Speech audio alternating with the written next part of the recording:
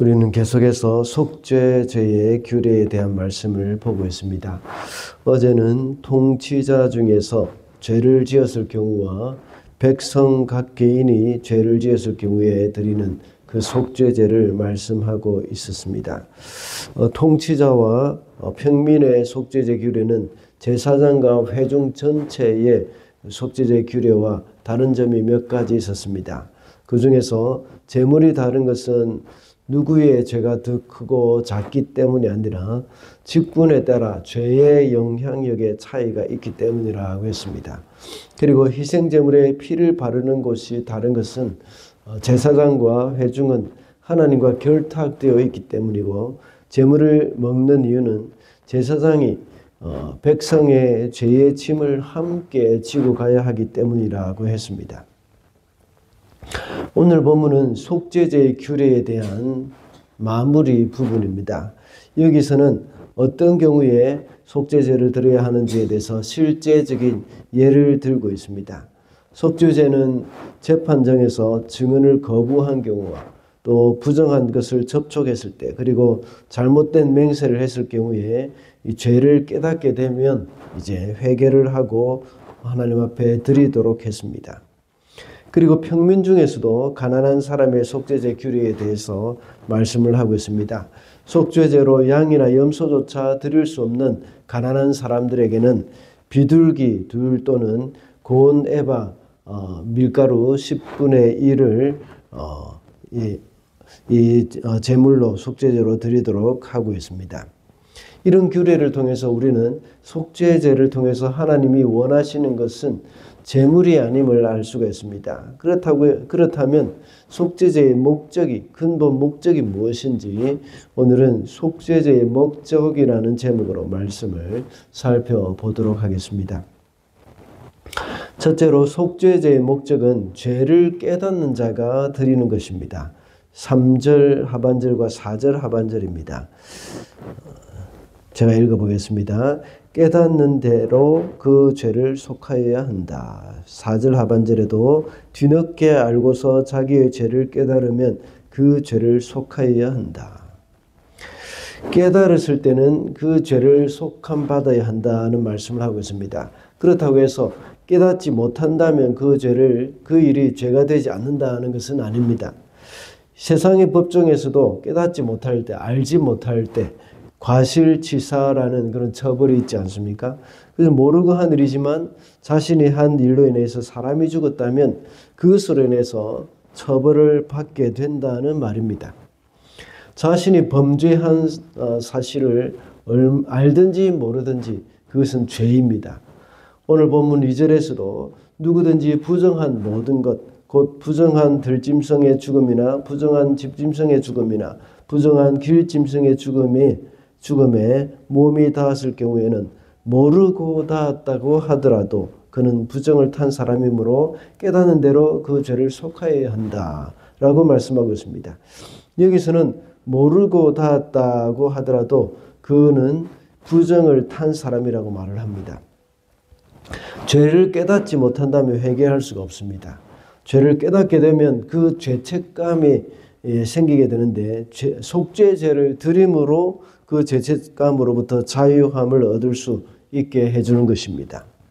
이와 같이 속죄제는 죄를 깨닫는 자가 드리는 것이기도 하지만 또 내가 행한 일이 죄라는 것을 깨닫는데 도움을 주는 것도 역시 속죄제의 역할 중에 하나입니다. 속죄제가 어떻게 해서 죄를 깨닫는 역할을 할 수 있을까요? 다른 사람이 속죄제를 드리는 것을 보고 깨닫게 될 수도 있습니다. 우리가 잘 아는 1907년도 평양 대부흥운동의 시발점이 되었던 길선주 장로님의 죄 고백이 있었습니다. 길선주 장로님은 자신에 대한 죄를 고백하기 전에는 길선주 장로님이 자신의 죄를 고백하기 전에는 이 모두가 다른 사람들은 자기가 죄가 없는 줄 알았습니다. 그러나 길선주 장로님이 자신의 죄를 고백하는 것을 듣고는 그것이 죄라면 나는 더 큰 죄인이라 하는 것을 알았던 것이죠. 그래서 모두가 밤이 새도록 앞에 나와서 내가 이런 죄를 지었습니다 하고 이야기를 했던 것입니다. 그와 같이 다른 사람이 이런 죄로 인해서 속죄제를 드리는 것을 볼 때에 나도 역시 부지 중에라도 이런 죄를 지었던 것을 생각하게 되는 것입니다. 그래서 그것이 죄임을 깨닫고 주님 앞에 죄를 자백하고 하나님 앞에 속죄제를 드리게 되는 것이죠. 그리고 율법의 말씀을 통해서도 역시 죄를 깨닫게 됩니다. 죄를 깨닫게 되는 사람의 반응은 두 가지가 있습니다. 하나는 그것으로 인해서 회개하는 사람이고 또 하나는 분노를 해서 죄를 지적하는 사람에게서 돌아서는 것입니다. 어제 수요 기도회 때도 인용을 했듯이 스데반의 설교를 들은 사람과 베드로의 설교를 들은 사람의 차이라고 볼 수 있습니다. 우리는 죄를 깨닫게 될 경우에는 주님 앞에 회개하는 자리로 나아가야 합니다. 그러므로 속죄제의 목적은 죄를 깨닫는 자가 드림으로 죄책감에서 자유하게 해주는 것이라는 것을 우리가 알 수가 있습니다. 둘째로 속죄제의 목적은 죄에 대한 회개입니다. 5절 말씀입니다. 사람이 위에서 말한 것들 가운데 어느 하나이라도 잘못이 있으면 그는 자기가 어떻게 죄를 지었는지를 고백해야 하고, 방금 읽은 5절에서는 자기가 어떻게 죄를 지었는지 고백해야 한다고 말씀하고 있습니다.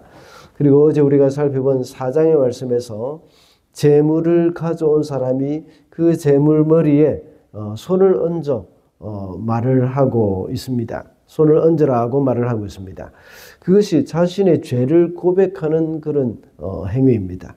이것이 바로 회개입니다. 속죄제를 드리는 사람은 손을 제물의 머리에 얹어서 자신의 죄를 고백합니다. 그리고 나서 제물을 자신이 직접 잡습니다. 죽이고 가죽을 벗기고 각을 뜹니다. 이 모든 것이 바로 회개의 과정입니다. 자신의 죄로 인하여서 짐승이 이렇게 비참하게 죽게 된다는 것을 철저하게 느끼고 깨닫는 것입니다. 이것이 속죄제의 목적입니다. 구약의 속죄제를 드리는 모든 과정이 바로 회개하는 일입니다.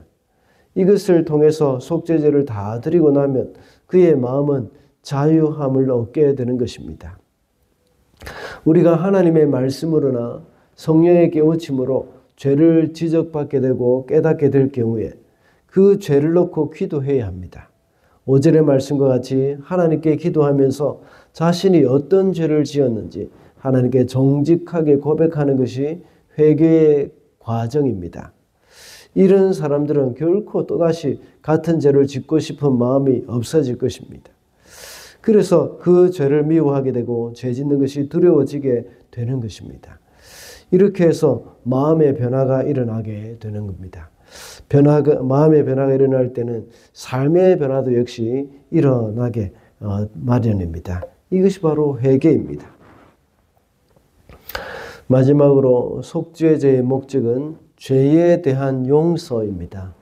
6절, 10절 하반절 그리고 13절을 읽어보겠습니다.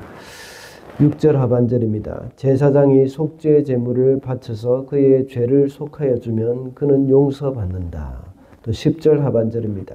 이렇게 하여 제사장이 그의 죄를 속하여 주면 그는 용서받는다. 13절을 보겠습니다. 해서는 안 되는 것 가운데 어느 하나라도 어겨 잘못을 저질렀을 때에 이렇게 하여 제사장이 그의 죄를 속하여 주면 그는 용서를 받는다. 나머지 제물은 곡식 제물에서처럼 제사장의 몫이 된다. 오늘 본문에서는 죄를 용서받는다는 말이 3번이나 나옵니다. 그리고 제물의 종류도 많습니다. 특히 염소나 양을 바치지 못할 만큼 가난한 사람들을 위해서 비둘기를 바치라는 세심한 배려를 볼 때에 하나님은 우리의 죄를 용서해 주고 싶어하는 분임을 알 수가 있습니다. 비둘기도 바치지 못할 경우에 또 곡식을 이렇게 바치도록 했던 것입니다. 인간의 죄를 용서해 주시고 싶은데 가난해서 제물을 바치지 못하는 사람에게는 비둘기로 대신하게 하시고 그것조차 어려운 사람들을 위해서는 밀가루 에바 10분의 1 그것을 드리라고 했는데 에바 10분의 1은 1리터 정도 되는 겁니다. 가난해서 비둘기조차 바칠 수 없는 사람에게는 이것만 바치게 하셨던 것입니다.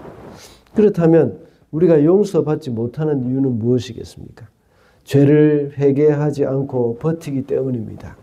그런 사람에게는 하나님의 용서가 없습니다.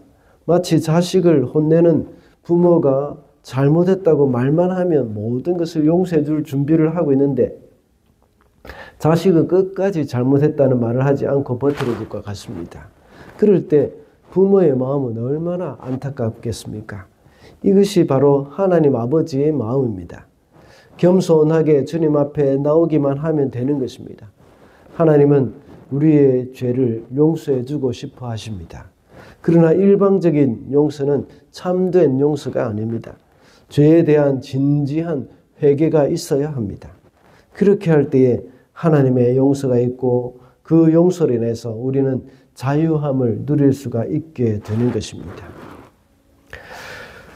말씀을 맺겠습니다. 오늘은 속죄죄의 목적이라는 제목으로 말씀을 살펴봤습니다. 속죄죄의 목적은 죄를 깨닫는 자가 드리는 것이라고 했습니다. 그리고 죄에 대한 회개와 용서가 목적이라고 했습니다. 우리의 죄를 깨닫고 회개함으로 용서받는 사람이 우리는 이미 되었습니다. 이 모든 공로는 속죄 제물이 되신 그리스도로 말미암는 것입니다. 오늘도 용서받은 자로서 회개에 합당한 열매를 맺으며 살아가는 저와 여러분이 되시기를 바랍니다.